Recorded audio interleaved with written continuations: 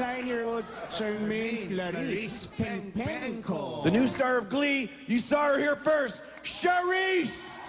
Si Charisse Pempenko ay lumaki sa isang maliit na bayan sa Pilipinas. Bata pa lamang siya ay mahilig na siyang kumanta.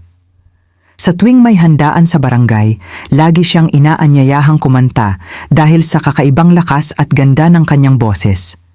Kahit simpleng mikropono lamang at lumang speaker ang gamit, napapahangan niya ang lahat ng nakakarinig sa kanya. Ngunit hindi naging madali ang buhay ni Charisse. Lumaki siya sa hirap kasama ang kanyang ina na nagsikap magtaguyod sa kanilang pamilya. Maraming gabi na kulang ang kanilang pagkain at minsan ay kailangan pa nilang mangutang upang makaraos sa araw-araw. Sa murang edad, nakita ni Charisse kung gaano kahirap ang buhay kaya nangako siya sa sarili na balang araw ay tutulungan niya ang kanyang pamilya. Tuwing gabi pagkatapos ng klase, nagsasanay siyang kumanta habang nakaharap sa salamin. Pinapangarap niyang balang araw ay makilala siya hindi lamang sa Pilipinas kundi sa buong mundo. Hindi siya sumuko kahit maraming beses siyang pinagtawanan ng ibang tao dahil maliit lamang ang kanyang katawan at bata pa siya noon. Para kay Charisse, hindi mahalaga ang itsura o edad basta may talento at determinasyon.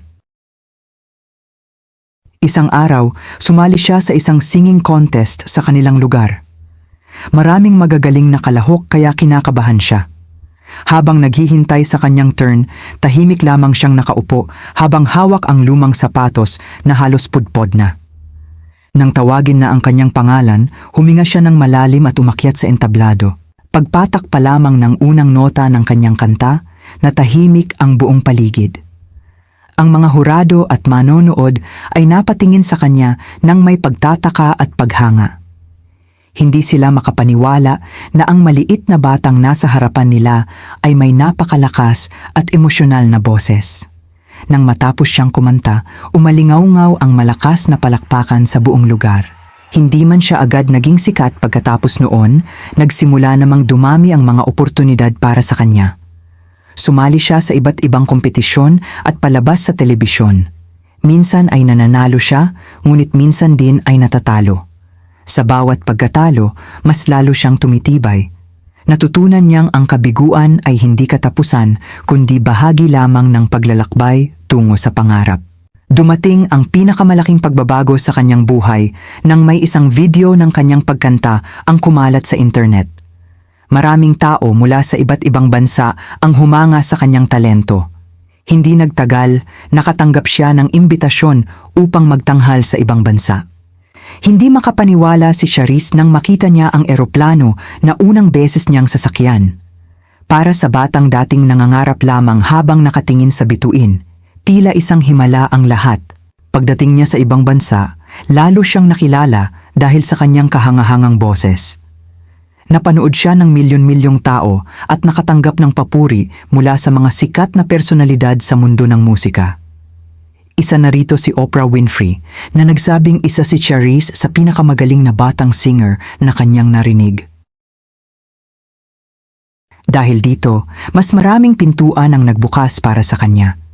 Nagkaroon siya ng pagkakataong makatrabaho ang mga tanyag na mga awit at producer.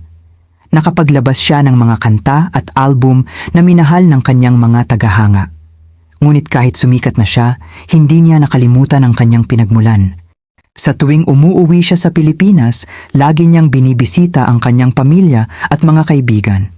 Tinutulungan niya ang kanyang ina at sinisikap na maibigay ang mga bagay na dati nilang pinapangarap lamang.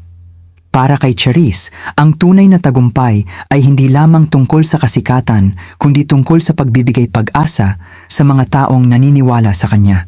Habang lumilipas ang panahon, marami ring pagsubok ang dumating sa kanyang buhay.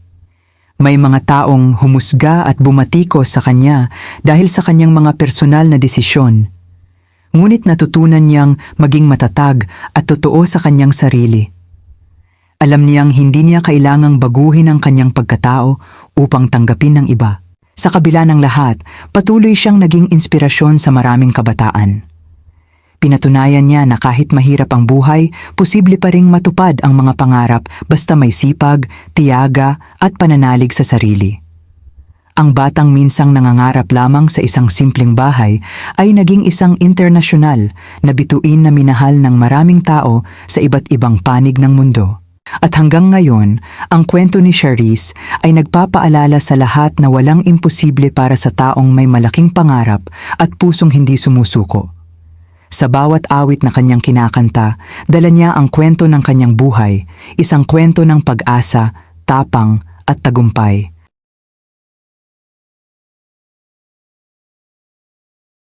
Kapag nagustuhan mo ang aking video, please like and subscribe.